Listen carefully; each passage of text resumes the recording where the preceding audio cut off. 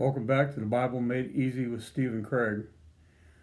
Today I want to give you a lesson that will give you the key to understanding the Bible and the world that we live in. I want to begin by reading a few verses from 1 Corinthians chapter 1. Where is the wise? Where is the scribe? Where is the disputer of this age? Has not God made foolish the wisdom of this world? Down in verse 26. For you see your calling, brethren, that not many wise according to the flesh, not many mighty, not many noble are called. But God has chosen the foolish things of the world to put to shame the wise, and God has chosen the weak things of the world to put to shame the things which are mighty.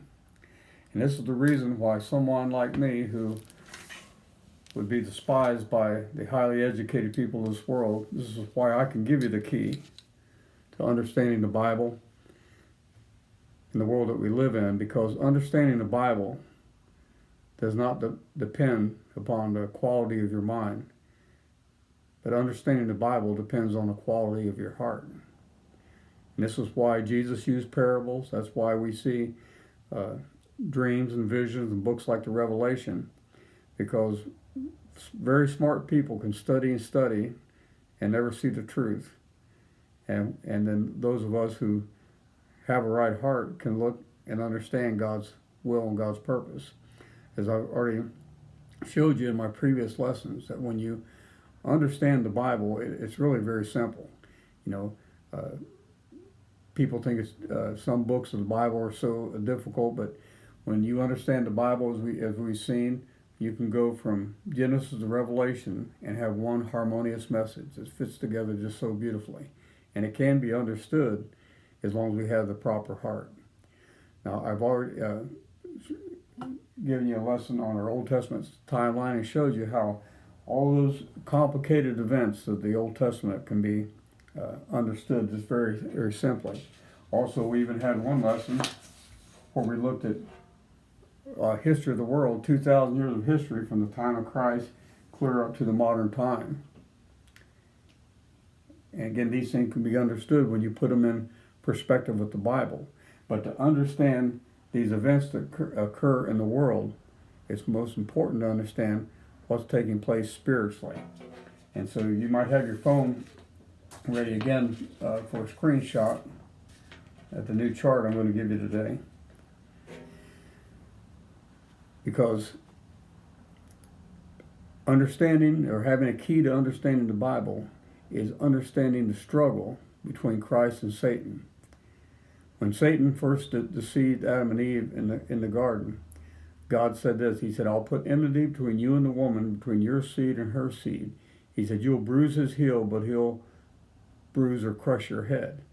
And so that shows the struggle. That's when the struggle began between Christ and Satan. And of course, Satan was around all during the Old Testament, but he was pretty obscure. We see him, of course, in the book of Job. We see him in 2 Samuel tempting David to sin and numbering the people. We see him briefly in the book of Zechariah. But each time he appears as an adversary of God's people. But it's not until we get to the New Testament that Satan comes out from behind the veil to confront Christ one-on-one. And this is when we see that struggle between Christ and Satan. We see his power in that one of the temptations he offered to Christ is that he took him up to an exceedingly high mountain and showed him all the kingdoms of this world. And he said, all these I will give to you if you'll fall down and worship me. Of course, Christ didn't come into this world to worship Satan, but to defeat him. Some key verses we're going to look at in the New Testament. 1 John 3, verse 8. It says, for this purpose the Son of God was manifested, that he might destroy the works of the devil. So that's the reason Jesus came into this world, that he might destroy the works of the devil. In Hebrews chapter 2, it said, inasmuch as the children have partaken of flesh and blood, he likewise shared in the same. That is, because we're human beings and we have these fleshly bodies, that's the reason Jesus came in the flesh. Inasmuch as the children have partaken of flesh and blood, he likewise shared in the same, that through death he might destroy him who had the power of death, as the devil, and release those who through fear of death were all their lifetime subject to bondage. Once man sinned back in the beginning, the sentence of death fell on him, and Satan was in control. And he was referred to as the God of this world, even up in the New Testament time. But Jesus came to destroy the works of the devil and to release us from his power. Interesting verse in John chapter 12. This is when an angel spoke from heaven. Some people thought it was thunder. Others said an angel spoke to him. It was actually God that spoke to Jesus. And then Jesus said this. He said, "This voice didn't come for me, but it came for your sakes." And he said, "Now is the judgment of this world, and now the ruler of this world will be cast out." So he's predicting that Satan's going to be cast out of heaven. He tells how he's going to be defeated. He said in the next verse, "And if I be lifted up from the earth, will draw all people to myself." So he predicts that Satan will be cast out. That is, he's going to be defeated. And the way he's going to be defeated is through the cross. In the Revelation chapter 1, when John sees Jesus there in his glorified form, Jesus says, "I am he that was alive and was dead, and behold, I'm alive forevermore, and I have the keys of death and Hades."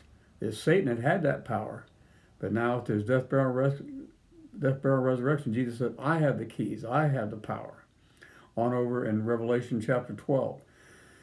The first few verses, there's a vision of the woman and the dragon, and it shows Jesus being brought into this world through the chosen people, that is, through Israel. And then as Jesus was born in this world, he sees a fiery red dragon there ready to devour Jesus as soon as he was born. Well, when Jesus was born in this world, people didn't see a fiery red dragon, but they did see a wicked king in the person of Herod the Great, who sent to Bethlehem to destroy the children to try to keep the Messiah from coming into the world. Then the next thing that we see in Revelation 12 is that Jesus was caught up to God on his throne, and so war broke out in heaven, and Michael and his angels fought, and the devil and his angels fought.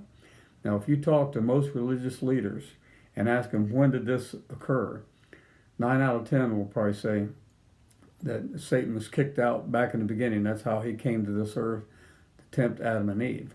But if you read the passage specifically, it says that when Satan was cast out, it says now has come the power and the kingdom of Christ and his glory. So Satan was not cast out until after the death, burial, and resurrection of Christ, when Jesus ascended back to the throne.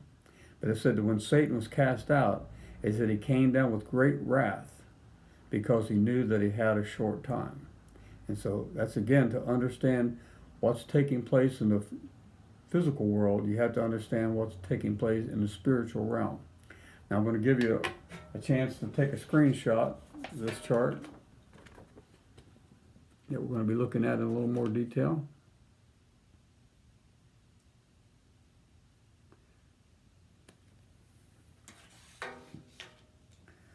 So what we see that after Christ overcame Satan through his death, burial, and resurrection, he ascended to the throne, that he's on the throne now, that he's reigning over his spiritual kingdom, which is the church.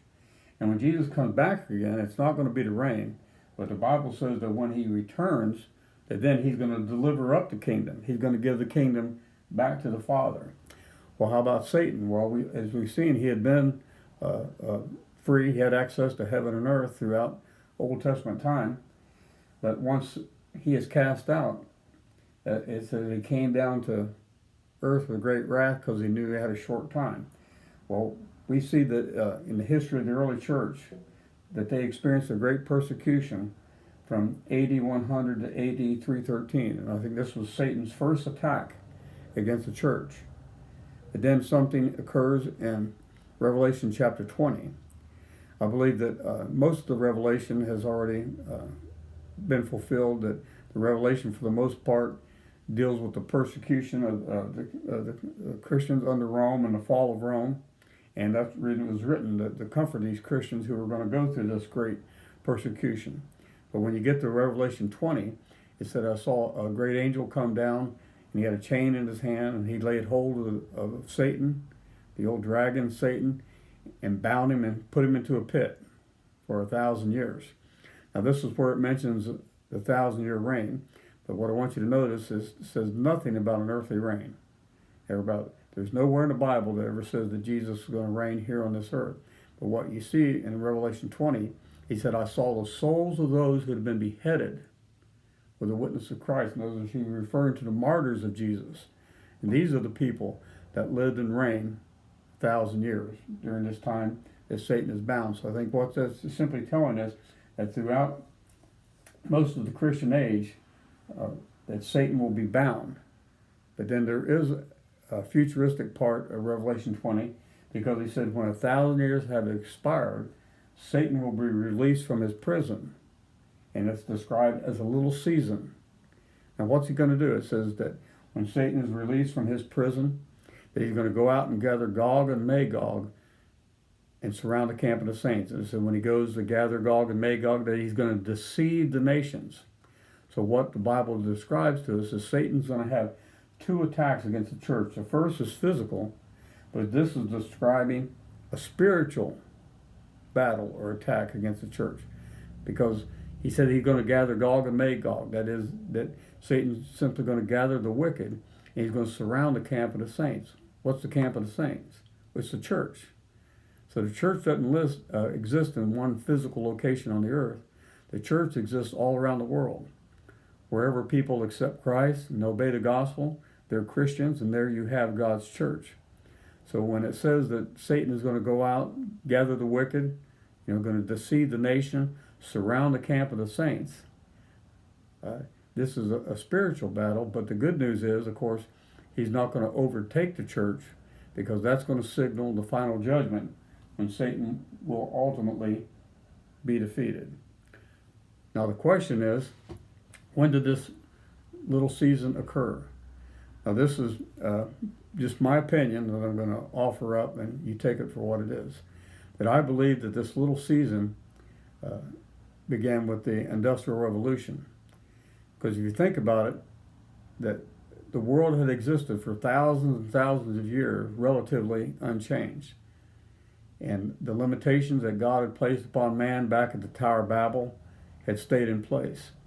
But with the Industrial Revolution, we see this knowledge and technology exploding.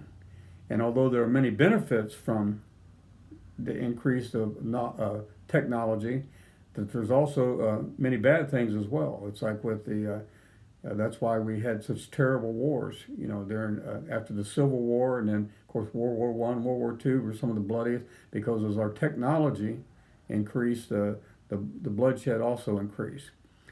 But just think of how the world changed, like after in the 1700s when the steam engine was invented, and men didn't have to rely on sails anymore. Once the train, instead of taking months to go from one side of the country to the other, it was just a matter of days.